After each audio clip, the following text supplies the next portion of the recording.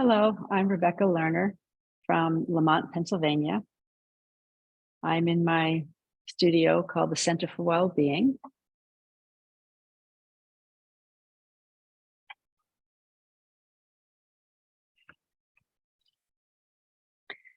And today we're going to learn Tittibhasana. Before we come to that pose, Tittibhasana, I will caution you to have practiced Trikonasana, bent knee, Utthita Parsvakonasana, Ardha Chandrasana, Adho Mukha Svanasana, downward dog pose, Prasarita Padottanasana. So Tittibhasana would require certain poses ahead of time, mostly to be able to stretch the hamstrings and the inner thighs. Tittibhasana requires arm strength, abdominal strength, the ability to balance on your hands, so wrist strength, shoulder strength, and the extension of the legs. So a lot happens all at once. So the suppleness of the pose isn't so much that you're wrapping the legs into the body, but you're extending the legs away. Now, Tittibhasana appears in Light on Yoga after an advanced pose called Dvipada Shirshasana. So at the Dvipada Shirshasana, the legs are advanced out to this straight leg position, which is an insect called the Firefly, Tittibhasana. The pose is often taken not from that advanced position of legs behind the head, but coming from Uttanasana, a widespread Uttanasana. And instead of having the buttocks low, the buttocks will be slightly higher, and the legs will be somewhere in the vicinity of parallel with the buttocks, maybe slightly higher or maybe slightly lower, but the buttocks will not be dropping so much. So how to start off with Tittibhasana is to get the relationship of the legs into the trunk and the movement of the abdominal area. Some of the props that you'll want to have gathered before you start would be a chair, sticky mat optional on the chair seat, some foam, wood bricks. You might need some foam bricks. If you have wrist trouble, perhaps a slanting plank nearby.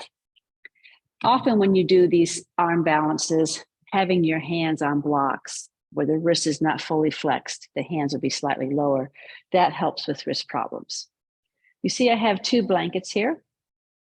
So you'll want to fold up 2 blankets from shoulder stand to the width. So they're a wider platform in which to perch the buttocks. And please have handy 2 belts. So we're going to begin the Tittibhasana actions while reclining. And when we're reclining, you won't have any strain on, hopefully, you won't have any strain on your back, shoulders, wrists, and you'll be able to increase your awareness of how the arms and legs work together in conjunction with the abdomen that has to draw in. So what we're about to do is not for menses. Some things within this sequence, perhaps, but mostly no. Tittibhasana, Hasta Tolana Sthiti, one of the arm balances, is not for menstrual time. So with my 2 folded blankets here, I'm going to recline, and I have my buttocks perched towards the front roll. Don't sit too much towards the center. Sit more towards this edge facing you. Have your 2 belts nearby. The great thing about this elevated buttocks is that you'll feel the knees come into the chest. You will observe that the abdomen spreads. So the abdomen, when we draw it in on exhalation, isn't to form like a rock, like a fist. The abdomen should become almost thinner and spread from the navel to the side. So with the ease of your blanket under the buttocks, giving you that many inches from the floor, the knees will come into the chest. Once the knees have come into the chest, you'll take a strap and put the strap around your right foot. Now, you'll stretch the leg up and you'll stretch the leg out to the side. So in stretching the leg up and out to the side, you're increasing the length of the inner groin, but you're also increasing the closeness. You're increasingly coming closer with your leg towards your trunk. So we're doing one leg at a time. Now, why am I not putting my foot on the floor? Yes, you could put the foot on the floor, but at no time is Tittibhasana opening the groin. So usually I'll say, just let the knee come over the hips. So once you've done both legs, once you've done one leg, then you'll put the belt on the other. So now you can do both legs at the same time. Draw the legs towards you on exhalation, and then take the legs wide. Now, you don't have to go maximum wideness, although you might choose to do that because it brings about a very important stretch on the inner thigh and the inner border of the hamstring. When you bring the legs out to the side, pump the elbows and come down. So realistically, for some, you may be up here with the legs coming your maximum distance and the elbow pumping with the legs coming towards you may be here. So you want to have realistic expectations when you are practicing this variation. So you can't expect the variation that we're doing, or say the modification that we're doing, will bring about instant Tittibhasana. But you'll soon realize that you'll be able to get some form of the pose. Okay, so now that you've done the leg stretching, you'll once again bring the knees into the chest. Tittibhasana requires a close and compact position of the body. Gita Ji has said when you're doing compact poses, first open the body out. That's why it said Uttita Trikonasana, Uttita Parshvakonasana, Ardha Chandrasana, the body's opened up. Even Prasarita Padottanasana, the whole trunk is long. Now I bring the knee in, so now I'm already coming much more compact. The foot does not stay on the floor, the opposite foot, it lifts up. Now you bring the knee inside. And so here is where you want to see how much the shoulder can come close to the inner knee. This is why Ekahasta Bhujasana is a good pose, or even Bhujapidasana, when you recline here, would give you an idea of how much the knee climbs up onto the shoulder. So for some students, I suggest that they have the opposite belt pumping the leg down and see how far it can pump and how much you can reach. You see, reach and span the arm out. That's the realistic expectation. If your shoulder and your knee are close, if your body, your shoulder can get almost inside the roll of the calf. So each leg is done this way. But if you have a stiffness, you have to do each leg at a time, pumping the leg in. So once you've practiced that, and make sure you're not slipping off your blankets, then the Tittibhasana, from bent knee, arms inside, start the expansion of the legs. On exhalation, draw the abdomen in, and not maximum distance of the legs. The legs have to be close enough that you see the thighs roll in. This is why those standing poses help you to roll in of the leg and to understand the straightness of the hamstring, straightness of the knee, and the extension to the sole of the foot. I'm showing a very straight arm Tittibhasana. Okay, the Tittibhasana for most of you will be like this, with the elbows bent and the elbows pushing against your thigh. So that's what's good about this position, is to see how much your tricep can come on your thigh and you feel that perch. That's the important one, that perch of your thigh on your tricep. So now let's go closer to the full pose. You'll get your chair. And once you have your chair positioned on a sticky mat, you'll come to Prasarita Padottanasana and also have some bricks nearby. So Tittibhasana, wisely, you want to have a sequence of poses that build up to it. And that's part of what we learn in the School of Iyengar Yoga, is the linking from one pose to the next. So now that you've done the reclining and you felt the loosening of the legs, and you've already done Prasarita Padottanasana before you reclined, now you return to Prasarita Padottanasana with an added measure. And the added measure of Prasarita Padottanasana is those that need the bricks, you'll be up here. Those that need can do the fingertips of the floor, come down here. The added measure is to be close to your chair and reach back and see how much You can get the chair into your hands or your hands into the chair. And so you can do a few times with a motion. Now stabilize your fingers on the floor, inch your feet closer together. So now the distance is a wide Uttanasana. And once again, with the knees bent, reach back and straighten the legs. So now you're getting closer, more hamstring flexibility is required. And also realistically, you may find that if the legs are stiff, you might not be approaching that part of your arm, this part of your arm to the inner knee. So we have something yet we can do.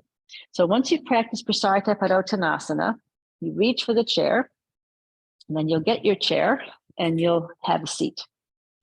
So everyone will be able to practice Tittibhasana in this way, in which I'm about to show you.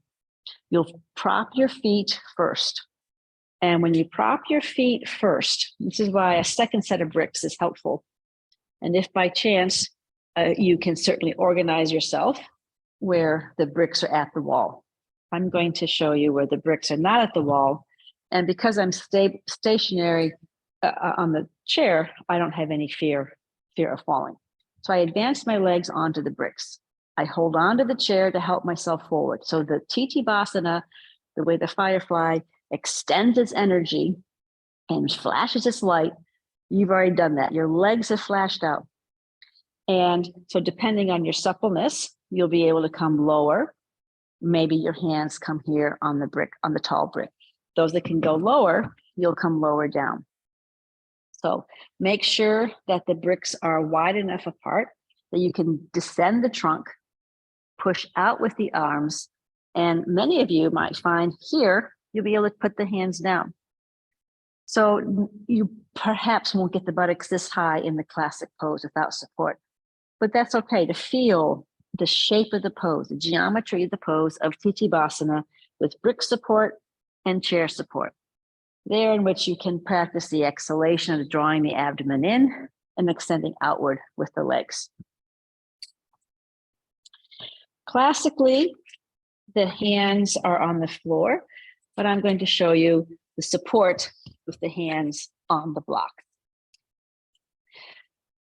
Because you could tip over, you take your blankets that you had earlier, or it could be a bolster, and you put them behind.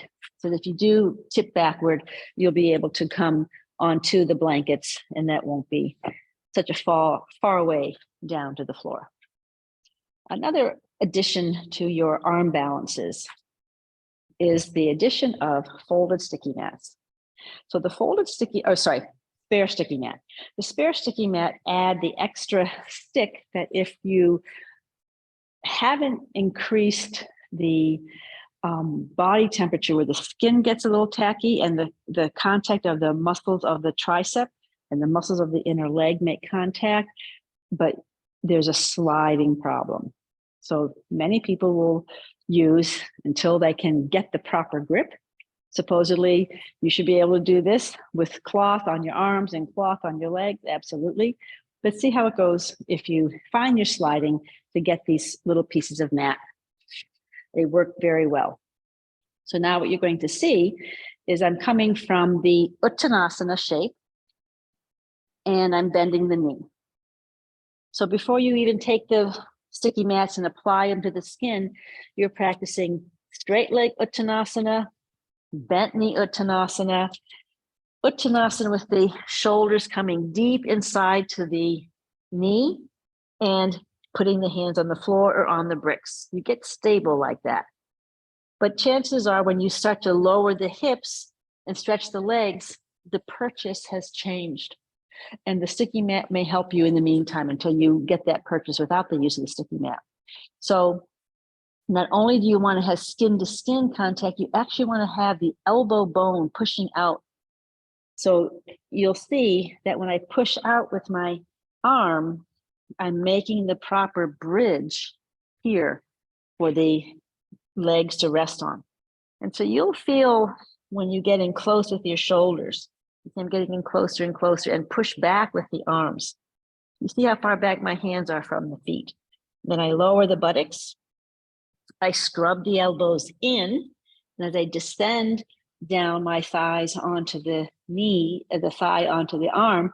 Come here, draw the abdomen in on exhalation, and lift and stretch the legs. You can see how the sticky mat is very helpful.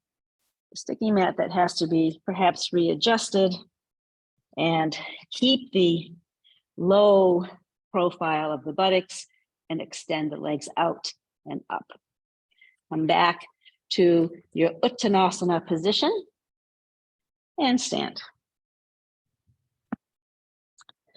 Okay, so that is Tittibhasana, and I hope you were able to take flight. Thank you very much.